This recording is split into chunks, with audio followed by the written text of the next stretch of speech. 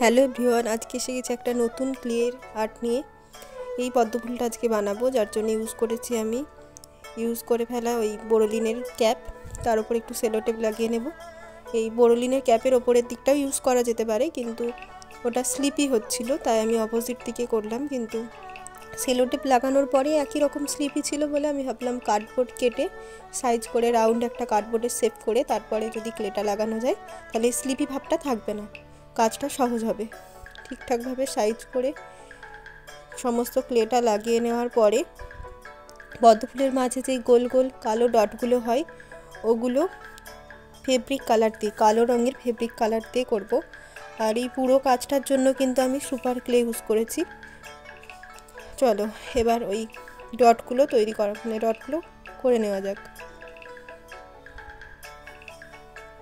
কাজটা শেষ হওয়ার পরে আমার মনে হচ্ছিল যেন এটা পদ্ম ফুলের থেকে বেশি সূর্যমুখী করলেই চলে। এইভাবে একই টিক্স ইউজ করে একই রকমভাবে কিন্তু তোমরা সূর্যমুখী ফুলও করতে পারো, শুধু মাছের এই কালারটা হলুদ না করে, মানে হলুদের মাঝে কালো না করে কালোর মাঝে হলুদ রেখে আর সাইডের পাপড়িগুলো পিঙ্ক না করে হলুদ করা যেতে পারে।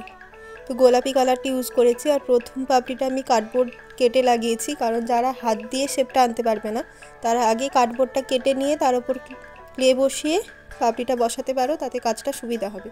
তাই ফার্স্ট পাপড়িটা আমি কার্ডবোর্ড দিয়ে কেটে করলাম। তো এর পরের পাপড়িগুলো আমি হাতে করেই শেপ আনবো এবং হাতে করেই বসাবো। ফার্স্ট পাপড়িটা বসানো হয়ে গেছে, ব্যাস।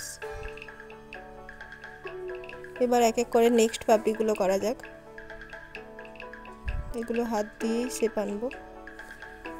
তো কাজটা করার সময় আমি ভাবছিলাম যে এটা কি এরকমই থাকবে, নাকি এর তলায় আরও বড় সাইজের পাপড়ি দিয়ে ফুলটাকে বাড়াবো, বা এর ওপরে আরও কিছু কাজ করা যেতে পারে, যেমন কোনো মূর্তি করে বসানো যেতে পারে। সামনে সরস্বতী পুজো আসছে, সেটা তোমরা তোমাদের মতামত কমেন্টে জানিও যে এই ফুলটা এরকমই ভালো লাগছে নাকি এর ওপরে মূর্তি বা আরও কিছু কাজ বসানো যেতে পারে। এই একই রকমভাবে একটা সূর্যমুখী ফুলও বানানোর ইচ্ছে আমার আছে, শুধুমাত্র পাপড়ি আর মাছের কালারটা চেঞ্জ করে দিলেই এটা সূর্যমুখী ফুল হিসেবেই বোধহয় বেশি ভালো লাগতো। পাপড়িগুলো অলমোস্ট লাগানো হয়ে এসেছে, আর কয়েকটা মাত্র পাপড়ি বাকি আছে। চলো তাড়াতাড়ি পাপড়িগুলো বসানো হয়ে যাক।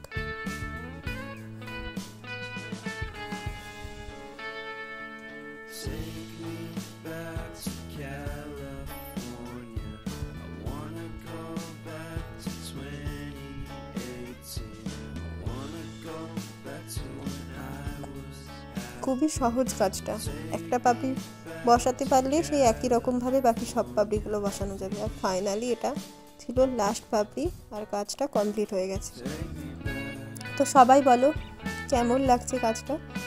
আর ইউটিউবে হলে সাবস্ক্রাইব, আর ফেসবুকে হলে ফলো করে দিও। আর নেক্সট ভিডিওতে কি বানাবো বা কি কাজ আনবো, কোনো ফুল বা পাখি কি বানানো যেতে পারে, সেটা তোমরা যে যার ইচ্ছে মতো কমেন্ট করে জানিও, চেষ্টা করব তোমাদের মনের মতো বানানোর। আজ এটুকুই, দেখা হচ্ছে পরের ভিডিও।